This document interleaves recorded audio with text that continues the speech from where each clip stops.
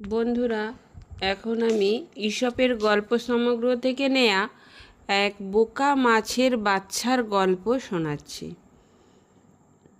একদিন একটা বাচ্চা মাছ জলের নিচে একটা বোলতার ডিমকে ঝুলতে থাকতে দেখে সেটা পাওয়ার জন্য তার খুব লোভ হলো।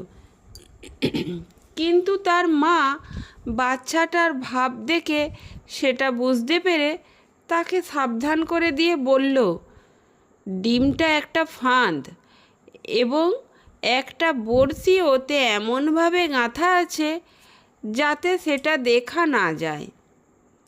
মাছের বোকা বাচ্চাটা তার মায়ের কথা ঠিক না বেঠিক পরীক্ষা করতে চাইল।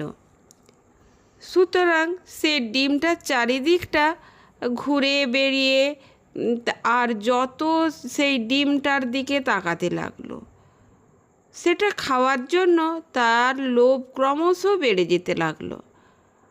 এরপর লোভের বশবর্তী হয়ে এবং ডিমের কোনো বড়শির লুকানো নেই প্রমাণ করার জন্য সে ডিমটাকে লক্ষ্য করে এক লাফ দিল। সঙ্গে সঙ্গে বড়শিটা তার টাকরায় বেঁধে গেল। যত সে বড়শি থেকে নিজেকে ছাড়িয়ে নেবার জন্য ছটপট করতে লাগলো, তত সেটা টাকরায় আরও বেশি করে বিঁধে যেতে লাগলো।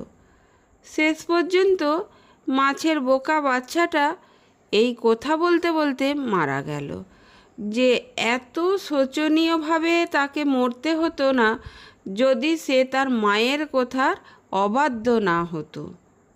নীতিকথা: গুরুজনদের কথা অমান্য করলে চরম ক্ষতি হয়।